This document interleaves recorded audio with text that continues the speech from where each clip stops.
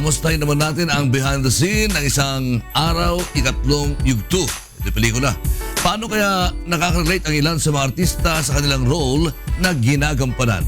Alamin natin yan sa report ni Brian Evangelista.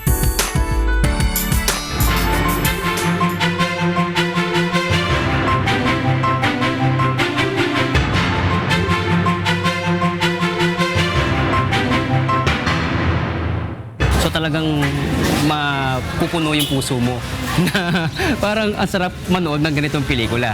'Di ba? Nakakatuwa dahil gumagawa si Kuya ng ganitong pelikula na mapapanood ng lahat.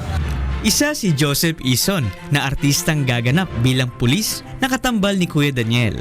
Ikinatutuwa niya ang estilo ng manunulat upang pakibagayan at kausapin ang mga moviegoers of all ages.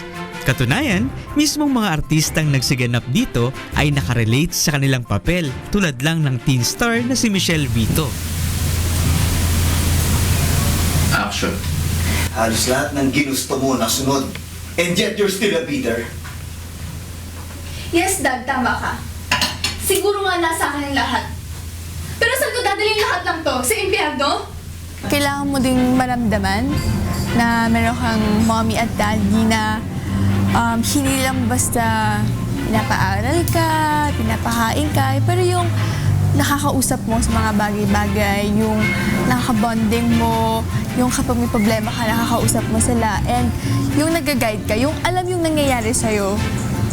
Para naman sa mga very business-minded, ito naman ang self-realization ng ating beauty queen na si Miss International 2005, Precious Lara Kigaman Alcaraz. Isa siguro sa mga nagustuhan ko din talaga sa story is parang pinapakita sa mga manonood na everything here is temporary. Sa mundo natin talagang lahat ng bagay temporary lang. And dapat talaga hindi tayo nagsusstore up ng anything that will not last. At higit sa lahat, tiyak na ang pelikula ay kapupulutan ng aral. From the top up to the bottom, kapupulutan mo ng aral eh. Kaya ibang-iba sa lahat ng pelikulang ginawa ng mga production.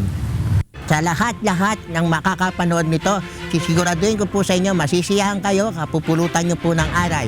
Kaya ito pong November na to, malapit na, abangan nyo na lang po, lalabas to sa mga screen. Manood po kayo ha.